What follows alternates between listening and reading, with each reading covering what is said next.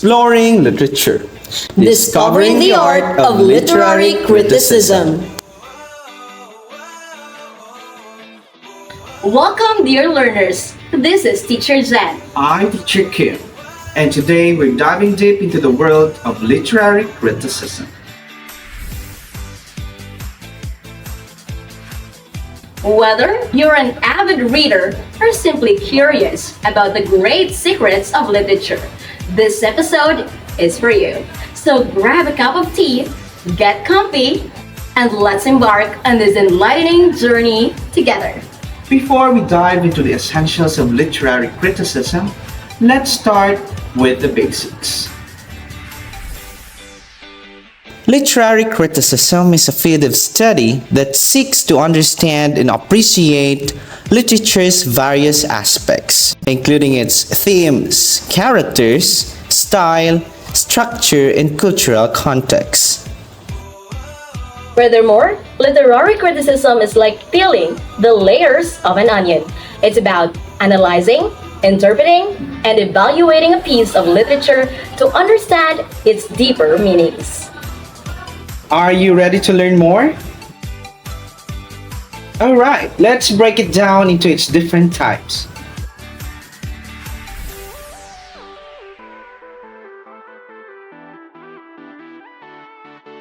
The first stop is formalism. This approach focuses on the text itself, analyzes its form, structure, language, and literary devices. Formalist critics believe that the meaning of a literary work can be found within the text and that it should be studied independently of its author's intentions or historical context. For example, if we're analyzing Shakespeare's sonnets, we might look at the use of iambic pentameter, the rhyming patterns, the figures of speech, and the symbolism in the poem.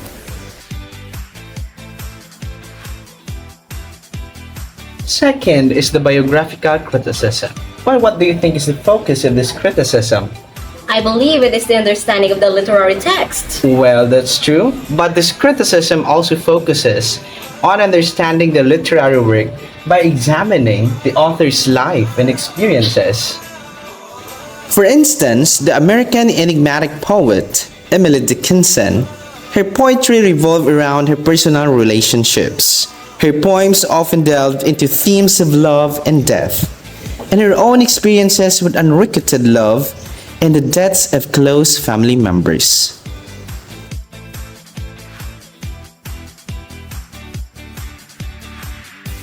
Third is historical context. To truly appreciate a work of literature, you need to understand the time and place it was written. Right, Teacher Kim? Exactly, Teacher Jen. Historical context provide valuable insights into the author's motivations and societal influences.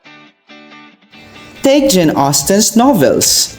To understand them fully, we must grasp the social norms, class distinctions, and gender roles in early 19th century England. Moving on to feminist criticism. It focuses on gender roles, representation, and the portrayal of women in literature. It explores how literature reflects and perpetuates gender biases and how it can be used to challenge or subvert traditional gender norms. Jane Austen's Pride and Prejudice offers a nuanced exploration of gender roles and the limitations placed on women in the early 19th century. Elizabeth Bennet, in particular, stands as a memorable literary character who embodies many feminist qualities.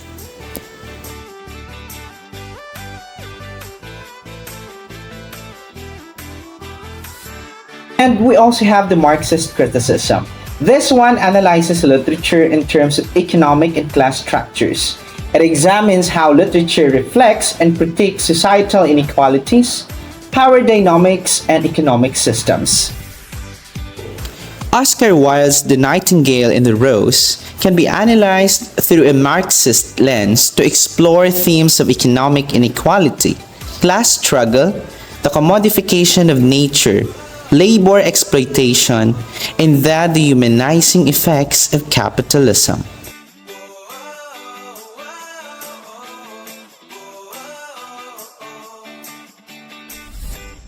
And of course, the last one is my personal favorite. This is the reader response criticism, which focuses on the reader's role in interpreting a text. It emphasizes the individual reader's subjective response to a literary work and how meaning is constructed through the act of reading.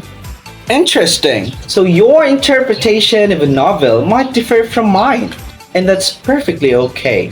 Exactly, and it adds depth to literary discussions.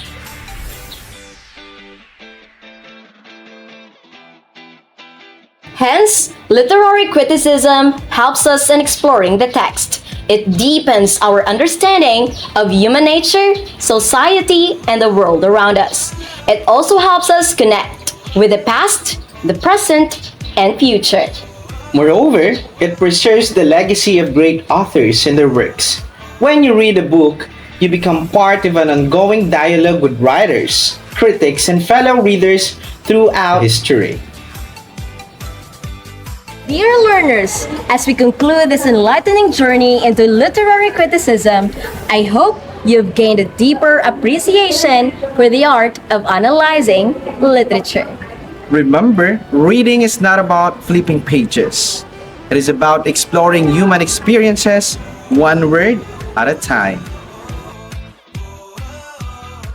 So, pick up that book on your shelf and embark on your own literary adventure.